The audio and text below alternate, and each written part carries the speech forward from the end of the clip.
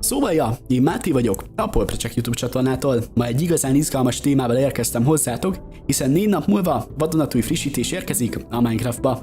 Egy repülő mob, grafikai fejlesztések és még sok más újdonság várható. Ha még nem hallottál róla, akkor ma mindent elmesélek, ami a Minecraft Live tavaszi eseményén történt. Szóval dőlj hátra, nyomj egy lájkot és élvezd a videót! Filmek meg streamek, kritikák van mindenek, de nem csoda sose, Paul Project.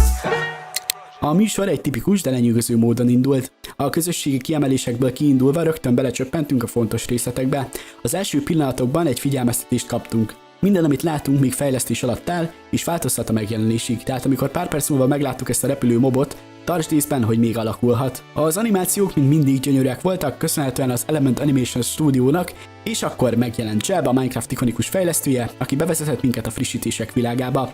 A következő percben egy gyönyörű kis betekintést kaptunk a Minecraft apró részleteibe, voltak kicsi Agnesek, kicsi nyikorgók és még kicsi naptárak is, amelyek talán utaltak arra, hogy idén hány új frissítés várható.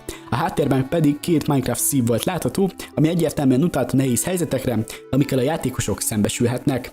A tavaszi frissítés, ami hivatalosan Spring to Life néven fut, március 25-én érkezik a Bedrock és Java verziókba is. Ez a frissítés tele van új növényekkel, izgalmas változásokkal és egy olyan overworldot ígér, amely élethűbb és változatosabb lesz, mint valaha. A fejlesztők célja az volt, hogy a világ még dinamikusabb legyen, például a leeső levelek és a részecskék mozgásával. Emellett a Szent János bogarak és más apró mozgások is hozzájárulnak ahhoz, hogy a játék élethűbb legyen.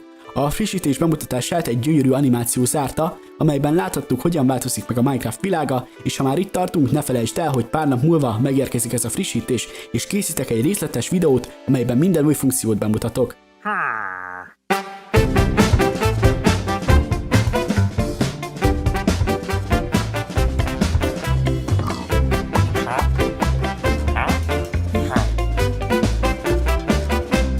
Ez a frissítés a Netherben kezdődik, ahol új területek, mint a lélekomok völgye, és új mobok, például a fosszílok várják a játékosokat.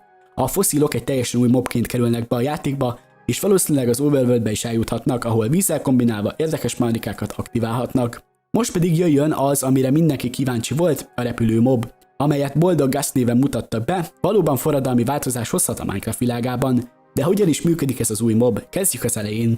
A Ghast egy olyan mob, amelyet az Overworldbe kell hozni, majd vízbe helyezni, de nem gondolhatod, hogy ez egy azonnali folyamat. A Ghastnak napokig kell a vízben maradnia, hogy kikelve átváltozzon egy Ghast lárvává. Ez a lárva lassan növekszik, és közben a textúrája is változik, egyre boldogabb és élénkebb lesz. Amikor végül kifejlődik, egy kis, repülő Ghasttá válik, amely mosolyog és boldogan száll körbe. Ez a kis lény imádja a vizet, és a hólabdákkal leteted, még boldogabb lesz. Végül, ha elég hólabdát adsz neki, felnő egy boldog Ghasttá, amely már nem csak szenved, hanem mosolyogva repül körbe. De ez még nem minden. A Ghastnak van egy nyerge, amelyet különböző színekben lehet készíteni. Ez a nyereg lehetővé teszi, hogy a Ghastot meglovagold, és repülj vele az Overworld felett. A játékosok akár 4-en is ülhetnek egy Ghaston, ami egy igazi csapatutazás lesz lehetővé.